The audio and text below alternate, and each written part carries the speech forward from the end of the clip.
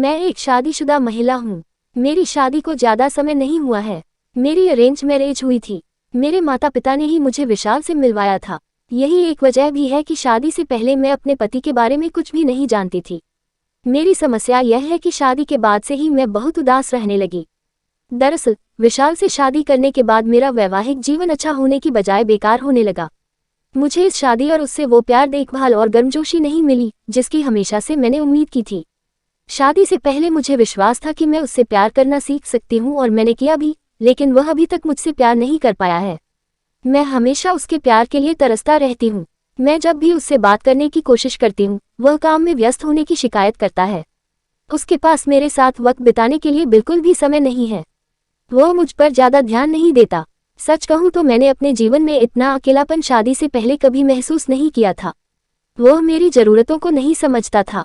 विशाल के साथ चीजें बेहतर नहीं हो पाने की वजह से मैं अपना सारा समय अपनी सास के साथ बिताने लगी। सौभाग्य से वह एक बहुत ही प्यारी और देखभाल करने वाली महिला हैं। वह भी मुझसे बात करना पसंद करती हैं।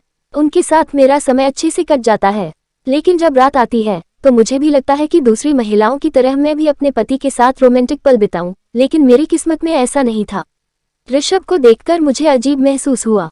मैं अपनी शादी में बहुत ही कमजोर महसूस कर ही रही थी कि इस बीच विशाल का छोटा भाई ऋषभ न्यूजीलैंड से अपनी नौकरी छोड़कर भारत वापस आ गया। मैं उससे पहली बार मिल रही थी। मैंने उसे शादी में नहीं देखा था। ऐसा इसलिए क्योंकि उसे उस समय वापस आने के लिए वीजा नहीं मिला था। ऐसे में जब वह वापस आया तो मैं उसे देखकर पूरी तरह दंग रह गई। ऐसा इसलिए क्योंकि ऋषभ देखने में बहुत ही हैंडसम है। उसके पास न केवल अच्छी खासी हाइट है बल्कि उसकी आवाज भी बहुत ही अद्भुत है।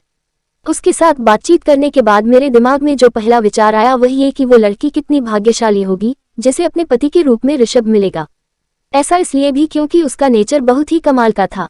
वह न केवल सबकी देखभाल करता था बल्कि उसकी इस अदा पर मैं भी उस पर मरने लगी थी। मैंने डेटिंग ऐप पर नकली प्रोफाइल बनाई। ऋषभ इतना हैंडसम था कि मेरा ध्यान उस पर से हट ही नहीं रहा था। मैं नहीं जानती कि मुझे क्या हो रहा है, लेकिन धीरे धीरे मैं उसके प्यार में पड़ गई।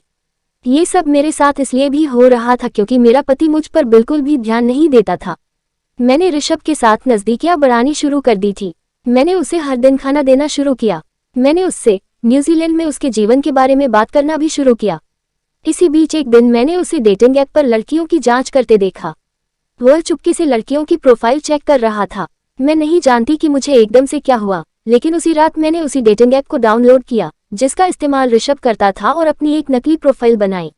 मैंने सूर्यास्त की ओर फेस करते हुए अपनी एक बहुत ही सुंदर तस्वीर लगाई ताकि वह मेरा चेहरा न देख सके। यही नहीं, जैसे ही मैंने एक दिलचस्प बायो ऐड किया वह मुझसे कनेक्ट हो गया। हम दोनों आपस में बहुत सारी बातें करने लगे।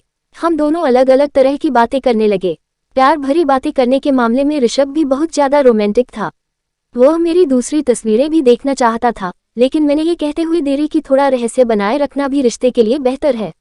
मैंने उनसे ये भी पूछा कि क्या हम केवल वर्तमान पर अपना ध्यान केंद्रित कर सकते हैं। हम दोनों हर पल में रोमांटिक महसूस कर सकते हैं। वह इसमें राजी हो गया। धीरे धीरे हम दोनों एक दूसरे से फ्लर्ट करने लगे। हमने एक दूसरे से सेक्स के बारे में भी बात की।